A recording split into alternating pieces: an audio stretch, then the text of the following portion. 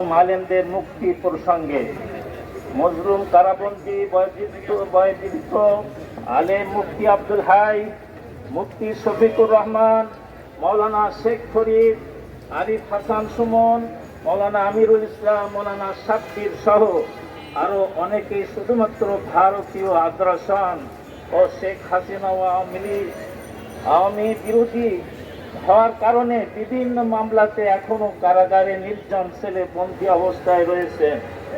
ওনাদের বিরুদ্ধে আনা অভিযোগ গোজামিল দিয়ে সাজিয়ে তাদেরকে কারাবন্দিতে আটকিয়ে রাখছে।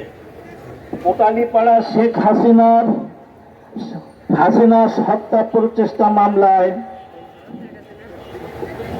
প্রচেষ্টা মামলায় জুলাই বিপ্লব পরবর্তী সময় কেন এখনো কোটালীপাড়া ৭৬ কেজি বোমা দিয়ে শেখ হাসিনা হত্যার চেষ্টার মতো ভিত্তিহীন মামলায় আলেমরা জেলে থাকবেন? তা প্রশ্ন,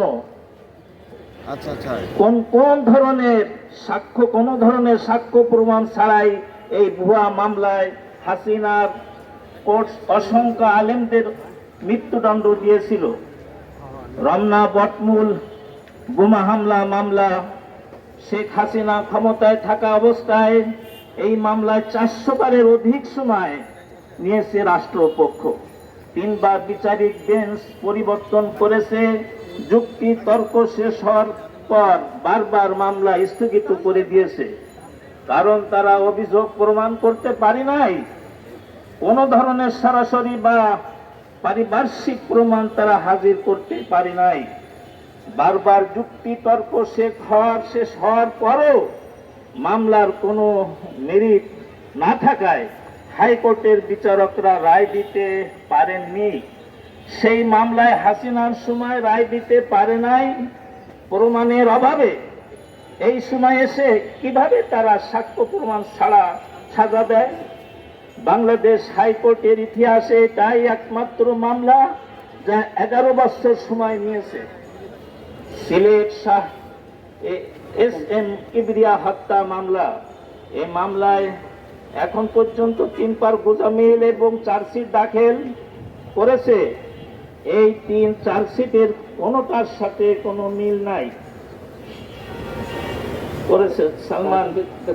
আচ্ছা, শাহ এস.এম. কিবরিয়া ছেলে রেজা কিবরিয়া ও তার পরিবার 2012 সাল থেকে এইসব চার্জশিটের বিরোধিতা করে আসছে। রেজা কিবরিয়া কিছুদিন আগে এক সাক্ষাৎকারে এও বলেছেন যে এই ঘটনায় সরাসরি ফাইলিং অর্থায়ন করেছে সালমান এফ রহমান এবং এই বোমা হামলার নির্দেশদাতা শেখ হাসিনা এবং আওয়ামী লীগের স্থানীয় নেতারা জড়িত। সেখানে তিনিও তার পরিবার বিরোধিতা করেছে এবং কারা ঘটনা ঘটিয়েছে বলে দিচ্ছেন।